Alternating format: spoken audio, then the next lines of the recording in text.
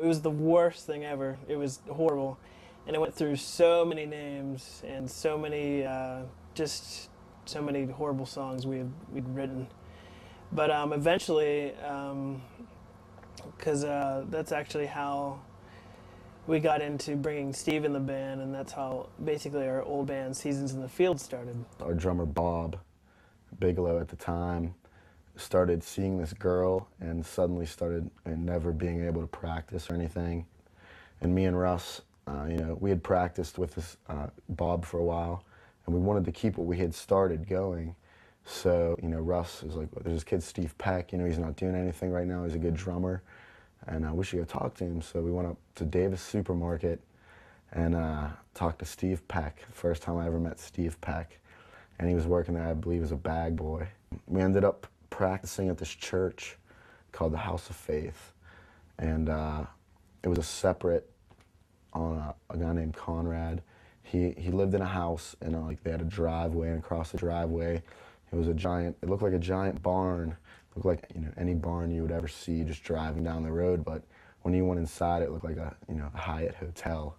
It was just beautiful, and you know, it wasn't used a lot, and he let us practice there. He was really generous and supportive, and we eventually ended up recording a demo. The demo was actually recorded with myself, Russ, Steve, Jason Keener was the original vocalist, or the only vocalist, I guess, for that band.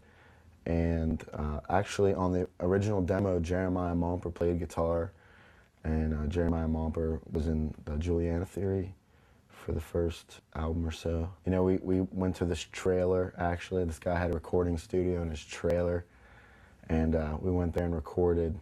The first time I'd ever been in a recording studio, went and recorded. The band was called Sower, and it was called Level Ground on Which to Stand. That was the first band, and then actually we broke up for a while, and we got back together, wanted to take it seriously.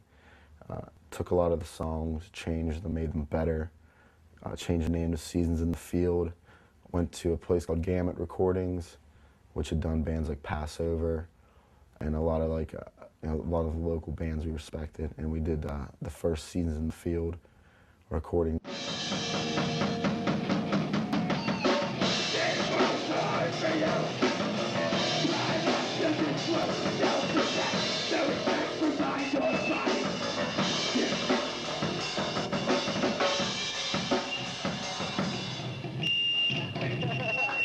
Passover were kind of like the godfathers of our scene as far as just, you know, what they had done. But then the bands that all of us were involved in were Pensive and Seasons in the Field. My band played with, you know, Pensive, like playing shows with them, and Scott's old bands and stuff. So it's just kind of like that little scene, that little community, just sort of everybody, you know, if you didn't know people, then someone else knew someone. You just like knew everybody through association. It was actually, it was really cool at the time, because ourselves and Pensive, which was Brett Better from the Juliana Theory, pretty much was Chad Montague, the bass player. He was the vocalist. Brett played guitar.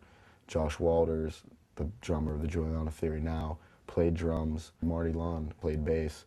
Bugsy's Bagels is one of the places that I used to set up shows in the mid-90s. One Zao show, I think, made it here. It was Zao, Focal Point, Seasons in the Field, and Pensive, so it was kind of like all of us. I believe that was actually the last show that I ever booked here, because the lady in charge made everyone sit on the ground, and we didn't think that that was cool. So, but when it started out, she wasn't even going to charge anything at the door, so this was the perfect place for all of our bands to play at.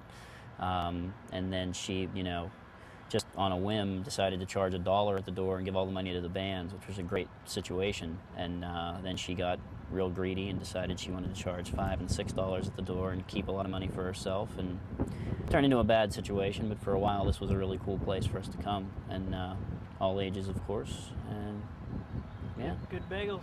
good bagels. You know, 150 kids would show up, and we thought we were like on the top of the world. And you know, we went to Cornerstone a couple times and tried to get on the impromptu stage and just hand out demos and things like that. But a lot of that was the early incarnation, I think, of, you know, being in bands and, you know, trying to just play music at the time. Definitely was like my life was that type of music and that scene. It's pretty much, that's all I was into.